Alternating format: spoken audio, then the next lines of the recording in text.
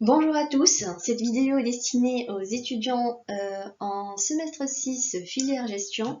Elle est rattachée à la matière management stratégique. Elle comporte un rappel de cours du chapitre introductif sur la stratégie d'entreprise. Elle comporte également un rappel des fondamentaux pour faciliter la réalisation de la série TD numéro 1. On aura comme objectif de rappeler l'origine et la définition de la stratégie. On enchaînera ensuite par éclaircir les différentes notions, à savoir la vision, la mission et le métier d'entreprise.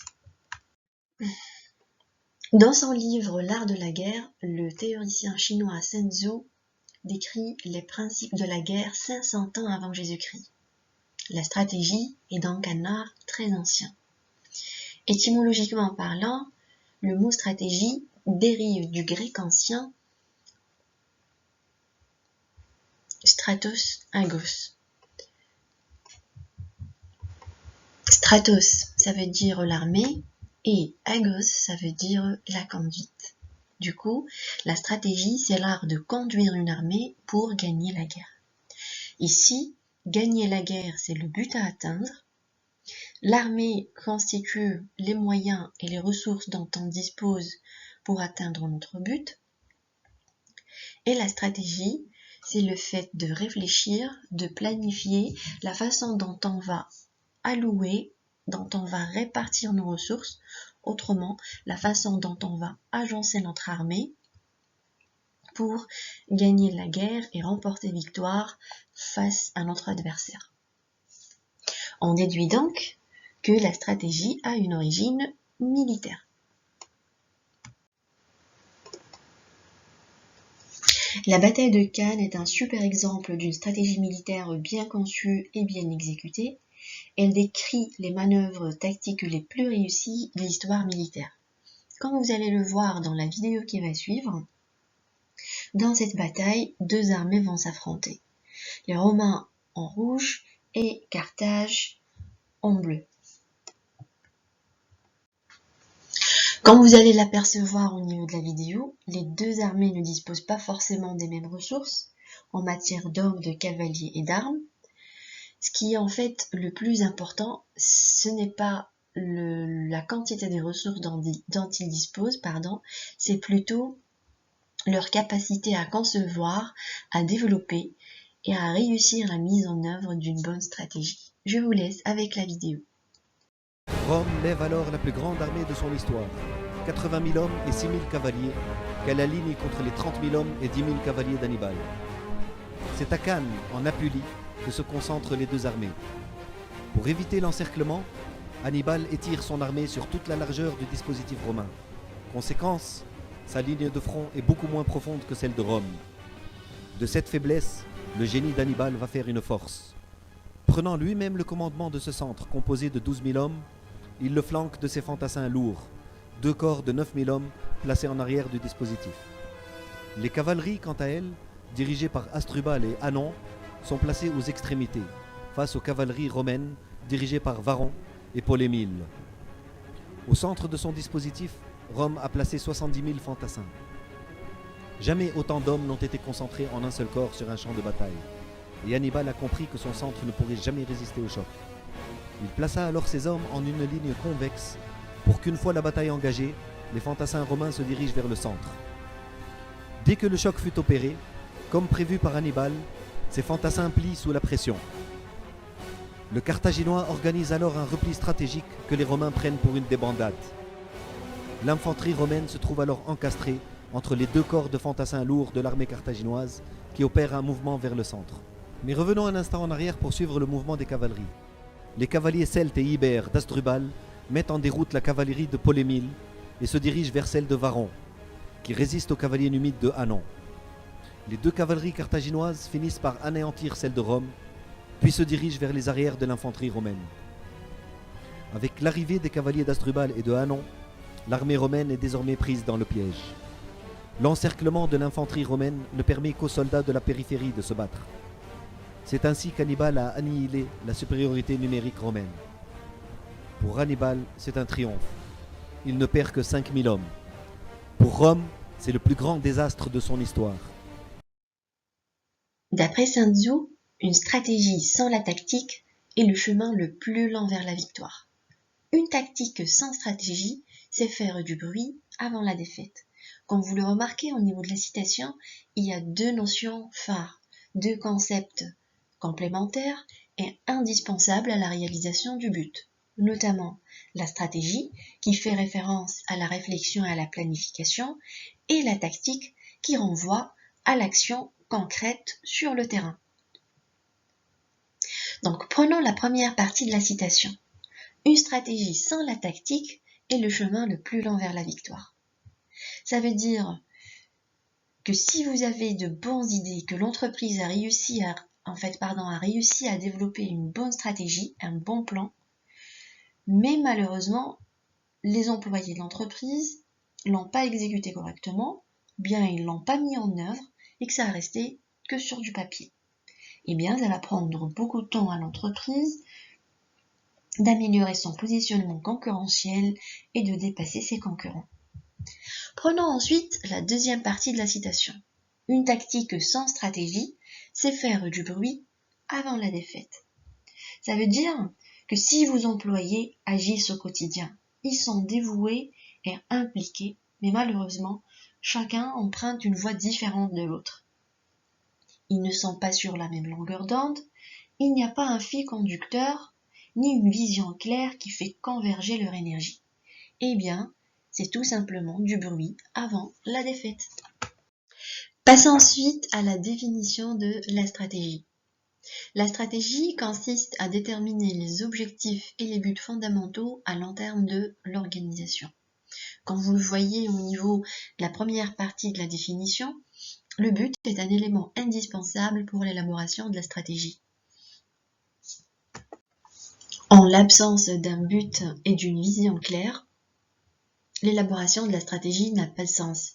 À quoi bon ça va servir une stratégie s'il n'y a pas un but à atteindre? Il y a une citation en fait, après cette citation, il n'y a du bon vent que pour ceux qui savent où ils vont. Après, pour atteindre le but, il va falloir passer par la réalisation d'un certain nombre d'objectifs qui doivent être des objectifs, à titre d'information, ils doivent être SMART. S pour spécifique, M pour mesurable, A pour atteignable, R pour réaliste, et enfin, le T de SMART, c'est pour temporel.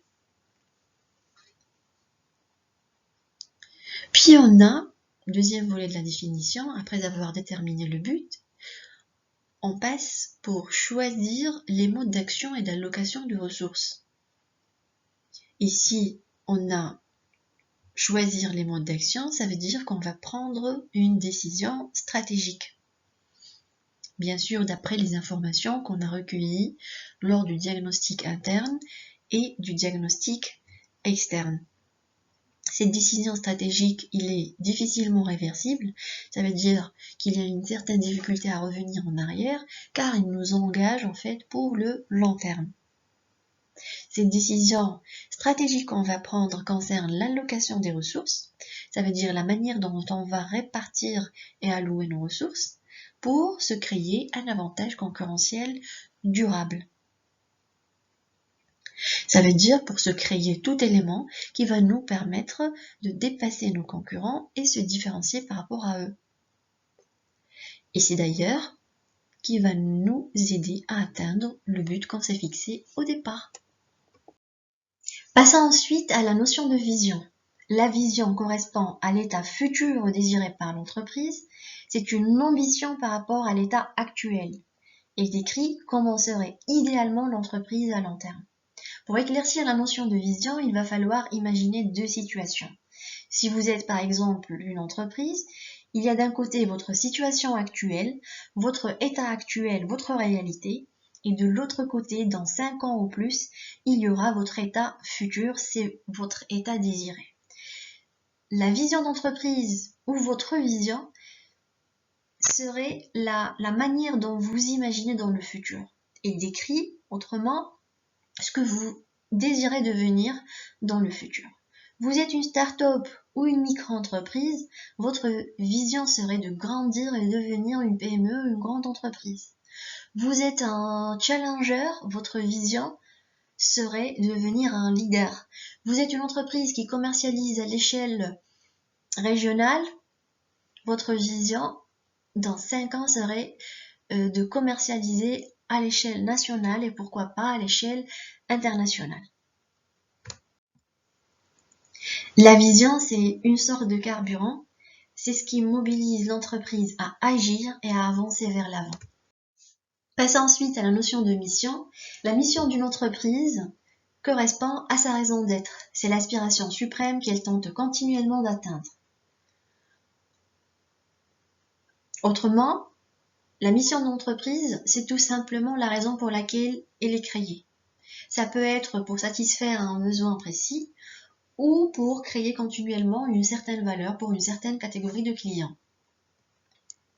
Prenons par exemple le cas d'IKEA. IKEA a pour mission d'améliorer le quotidien du plus grand nombre en offrant une large gamme de produits d'ameublement esthétique et fonctionnels à des prix accessibles. Qu'en est-il à votre avis de la mission de Facebook? Quelle est sa raison d'être? Pourquoi Facebook est créé? Eh bien, Facebook a pour mission de permettre au monde entier de communiquer en temps réel.